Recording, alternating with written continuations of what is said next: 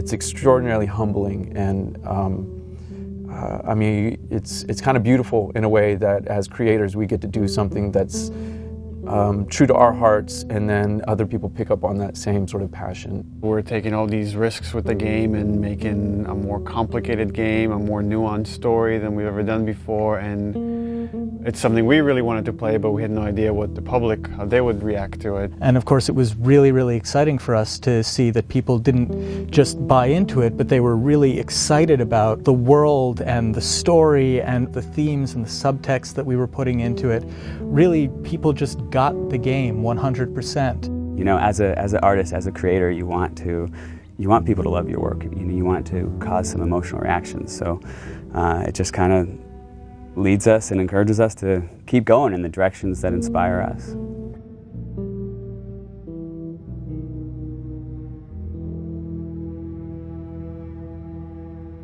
The Last of Us: American Dreams, the graphic novel we released through Dark Horse, co-created by Faith Erin Hicks, the co-writer and amazing artist on that comic book. And it introduces the character of Riley. And in it we get to see kind of Ellie coming out of her shell, and she starts taking on these attributes from Riley, but it's the first day they meet. And it became really interesting to us to say, okay, months later, after these two have become best friends, and they've had this falling out, where does that relationship go? In discussing ideas, it's like, what if we got to play through that kind of relationship? What if we saw that relationship? And it gives us an opportunity to test out various mechanics and storytelling ideas that maybe we couldn't test on the scale of the full game, but doing it in a smaller time frame allows us to try out these ideas and say, okay, that's interesting. How did that work? The comic book was kind of a great way to see a little bit of what Ellie and Riley's relationship was. So when we set out to design the world, we already had a point of reference that there had already been some great work done just in terms of some of the visuals and some of the language between Riley and Ellie. I think we had a sound story pretty early on that we felt was compelling enough to okay, that justifies us moving forward with the idea of single-player DLC. Now you have a team of some burnt-out, frazzled people that you're trying to say, like, okay guys, let's go again. Can we do it again? And that's a lot. That's a lot to ask of anybody after 3.5 years of grind. We kind of right away knew we wanted to focus on Ellie. We wanted to tell a little bit more about who she was before all this. We also felt like some people were wondering what happened in that time span between when Joel gets really injured and then you play as Ellie. And I felt like I wanted to meet Riley. Like I want to know her. I read a little bit from like the comics, and you kind of had this image in your head in the character, but you kind of really don't meet them until you start to see them. And once you get the actor in there, once you get these people, they really start to come out. All this time I thought you were dead. Yeah. It was interesting sort of this time around to be with someone new. When Yanni came in during casting, I was like, that's totally who I saw in the comic book. That's totally her. That's totally who I heard. You need to cast her. I was a bit intimidated to kind of come on to something that's so big. It's different, Ashley started with it, and you're, coming in, I guess, as a sophomore, you know what I mean? Like, you feel like, oh gosh, am I gonna fit in? And then, will I really be able to live up to the standard that's so high? With The Last of Us, we got to see the events that led to who Joel is during the game. We never get to see that with Ellie. With Ellie, we're picking her up at the outset of the journey. What this DLC really allowed us to do is focus on Ellie's life prior to that journey, and we get to see, she's just a kid ultimately. Despite the journey she's about to go on, you get to see her have fun, and you get to see her playing with her best friend, and you get to see her be romantic with someone. You definitely see a very different side to Ellie. Being with another teenage girl sort of brings out that playfulness and that silliness that you see glimpses of that with Joel, but it's different hanging out with a 40-year-old dude.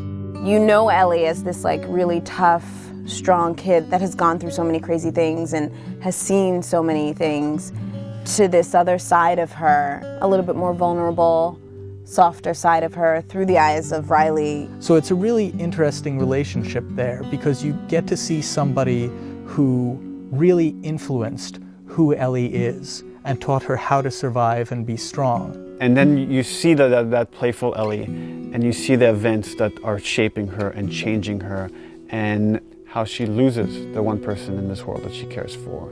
And then you understand why she's willing to fight tooth and nail to not lose Joel. She's already lost this person that she loved. She's not about to let it happen again.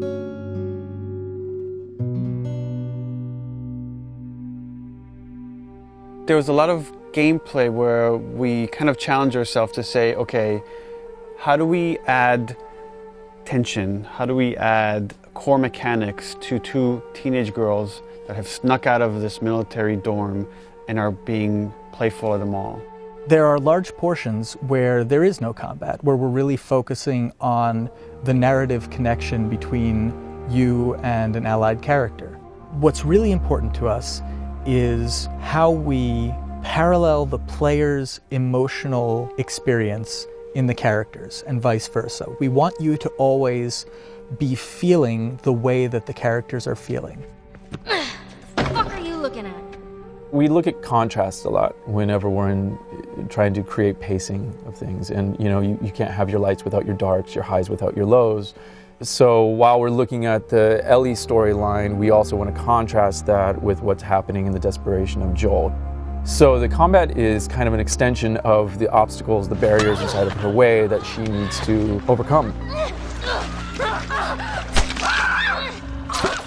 Something new we wanted to do with the combat this time was we introduced David's people, sort of the cannibals in the university. By pulling David's crew into the mall, we also thought it would be intriguing to create some new technology where we had the infected fight the humans.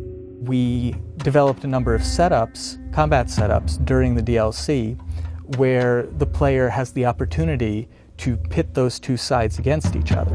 And for us, this was really interesting because this allows you to use one faction as a weapon against the other. Now you're able to use these distractions almost as bait or as lures.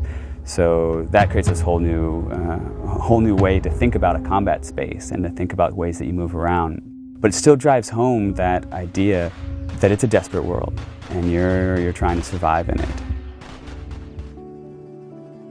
The main themes that we're playing with, I think, are love and loss and, on some level, devotion. What lengths do you go to protect the ones that you care about?